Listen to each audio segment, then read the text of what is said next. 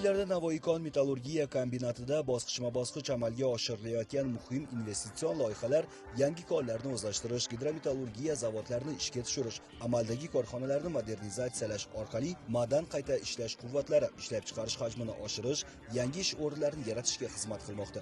Bu kabi amaliy ishlarni Samarqand viloyati Qo'shrabot tumanidagi Janubiy kon boshqarmasi konlari maydonida amalga oshirilgan Zarmitan konining quyi gorizontlarini o'zlashtirish investitsion loyihasi misolida ham ko'rish mumkin.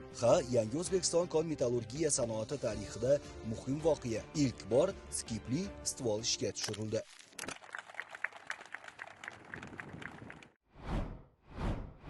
Tantanali ochilish marosimida so'zga chiqqanlar mamlakatimizda kon-metallurgiya sohasiga qaratilayotgan e'tibor va natijalar haqida to'xtalib o'tishdi. Nuroniylar, mehnat faxriylari amalga oshirilayotgan bunday loyihalarning hududlar obodligi va aholi turmush tarzini yaxshilashga qo'shadigan hissasini e'tirof etishdi. Shu kuni bir guruh mehnat faxriylari va kombinat xodimlari faxriy yorlig'i hamda ko'krak nishoni bilan taqdirlandilar. Samarqand viloyati Qo'shrabot tumani Zarmitan sanoat maydonida skipli shaxta stvoli qurildi. Nafaqat O'zbekistonda hamda O'rta Osiyoda ham yagona texnik jihatdan murakkab obyekt hisoblanadi. 1 yillik unumdorligi 1 million 400 tonna rudani qazib olish imkoniyatini beradi. 11 ta gorizontlarda, sathlarda tutashmalar mavjud. Rudalar qazib olinib, maydalanib, lentalik transport orqali yuklash va dozalash kamerasiga yetkazilib, shunda skiplarga yuklanib, skipdan yer yuzasiga chiqariladi. Samaradorligiga keladigan bo'lsak, geologiya qidiruv natijalaridan aniqlangan 1000 metr chuqurlikkacha bo'lgan zaxiralarimiz to'lig'icha qazib olish imkoniyatini beradi. Yer osti kon samasvallari bilan tashiganimiz 1 tonna rudamizni yer yuzasiga chiqarishning tan narxi 112 ming bo'ladigan bo'lsa, bu stvolimizni yer yuzasiga chiqarishning tan narxi 89 ming so'mga tushadi. Muhtaram prezidentimiz olib borayotgan siyosatlari orqasidan mana 2019-yilda Chexiya kompaniyasi kirib kelib, shu stvolni qurib bitirdik. Bugun mana tantanali ochilishi bo'lyapti. Agar shu turgan joyimiz yer sathidan 930 balandlikda bo'lsa, biz nolgacha tushib, undan ham pastroqga tushdik. Bu biz uchun juda bir quvonchli kun, chunki biz 2019-yilda shu stvolni boshlagan kunimizda bu yerda hech narsa yo'q edi. Rossiyada ishlab yurgan xodimlar bor edi, ularni jalb qilib O'zbekistonga olib keldik. Mana o'zini yurtida, o'zini ota-onasini, farzandlarini yonida o'sha Rossiyada olayotgan oyligidan kam bo'lmagan holda oyliklarni olib ishladi. Chexiyaning Main Construction Alliance kompaniyasi bilan hamkorlikda qiymati 43 million 700 ming AQSh dollari bo'lgan Mazkur loyiha doirasida diametri 6,5 metr bo'lgan skipli stvol chuqurligi 1000 metrga yetkazildi va bu O'zbekiston kon-metallurgiya sanoati tarixida yangi bosqichni boshlab berdi. Va bu o'zining ilg'or muhandislik, qurilish, innovatsiya va raqamli yechimlari bilan noyob shaxta stvoli hisoblanadi. Bu jarayonda xorijiy hamkorlar bilan birga Navoiy kon-metallurgiya kombinati mutaxassislari ham faol ishtirok etishdi. Mazkur stvolning ishga tushirilishi ma'dan tashish unumdorligini oshirish, xarajatlarni kamaytirish bilan birga 90 ta yangi ish o'rni va korxona uchun qo'shimcha qiymat yaratish imkonini berdi. Undan keladigan yillik iqtisodiy samaradorlik 19,2 milliard so'm deb baholanmoqda. Bugungi voqea O'zbekistonda aynan mana shu sohada olib borilayotgan islohotlarni yana bir bosqichga, juda katta bir bosqichga chiqqanligini isbotlab turibdi. Nega? Birinchidan, yerni ostida 1000 metrlik konni paydo bo'lishi, o'shangacha yo'l ochilishi. Bu, demak, bu yaqin atrofdagi mamlakatlarda haligacha tajribada sinalmagan. Bu konni paydo bo'lishi O'zbekistonning chinakam salohiyatini ko'rsatdi. Nega? Chunki mutaxassislar ayrimlarini chetdan olib kelgan bo'lsak ham, lekin o'zimizdagi tajribali mutaxassislar yordamida qisqa muddatda ularning maktabi yaratildi. Ularning ilmiy maktabi yaratildi. Amaliy maktabi yaratildi.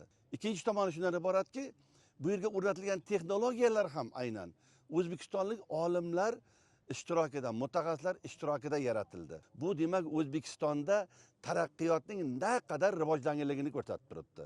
O'zbekistonda industrial rivojlanish salohiyatini ko'rib turibmiz. Bu joylar oldin cho'l biyobon bo'lib yotgan edi. Hozir mana ko'ryapsiz, ayniqsa bizning posyolkamiz juda bir chiroy ochyapti. 4 etajli, 7 etajli binolar qurilyapti.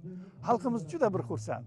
Ko'tarinki ruhda hammasi. Oltin sandiqchasi deb atalmish Zarken qo'rg'onida juda katta bir bayram desak ham bo'ladi, tantanali tadbir o'tkazilyapti. 1000 metr chuqurlikda madan chiqarish obyekti ishga tushyapti. Men mana shu konda 85-yildan beri ishlayman. Hurmatli prezidentimizning tashabbuslari bilan kon sanoatiga berilayotgan e'tibor kuchli bo'lyapti. Ilgari vaqtlarda stenkalarda ko'rardik, mana turar joylarda bitta ikkita mashina. Hozir esa umuman mashinani qo'yishga joy topilmayapti. Bu ham bir davlatimizning konchilarga bo'lgan hurmati, konchilarga bo'lgan e'tiborining natijasidir. Mazkur yirik loyiha skipli va klet stvollardan iborat. Masalan, skipli stvolda ikkita 20 tonnalik bunker mavjud. Ular faqat tog' jinslarini yer yuzasiga chiqarishga mo'ljallangan. Misol uchun, bir sutkada 3835 tonna ma'dan yer ostidan yer yuzasiga olib chiqilsa, bir yilda bu ko'rsatkich 1.4 million tonnani tashkil etadi. Yer yuzasiga chiqarilgan ma'dan 4-gidrometallurgiya zavodiga qayta ishlash uchun yetkaziladi.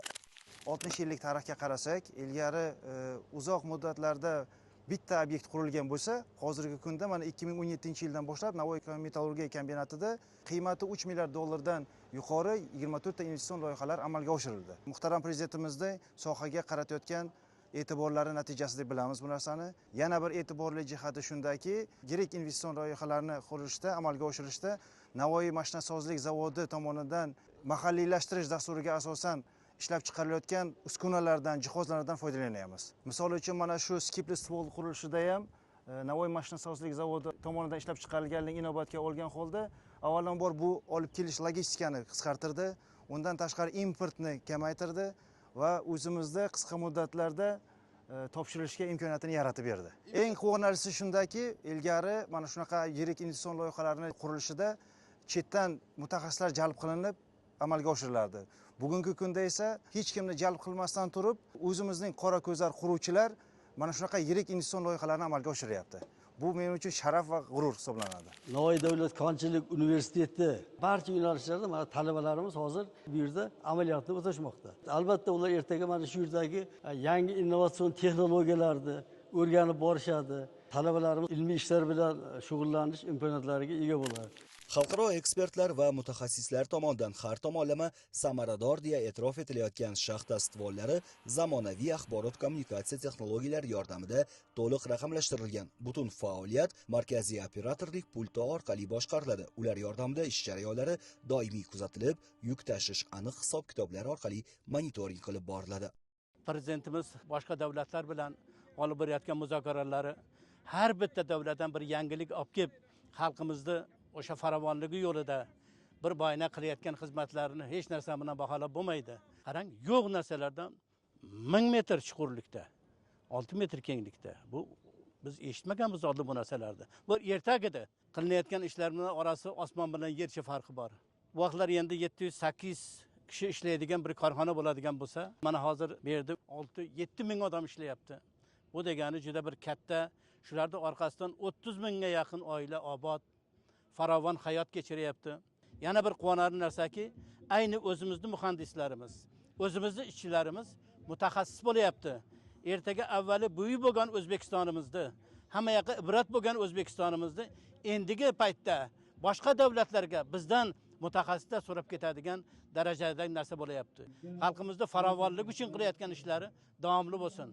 Albatta amalga oshirilayotgan bunday yirik hajmdagi loyihalar Navoiy kon metallurgiya kombinatining mamlakat iqtisodiyoti va odamlar turmush farovonligini oshirishga qaratilganligi bilan yanada ahamiyatlidir va bunday loyihalar davom etadi.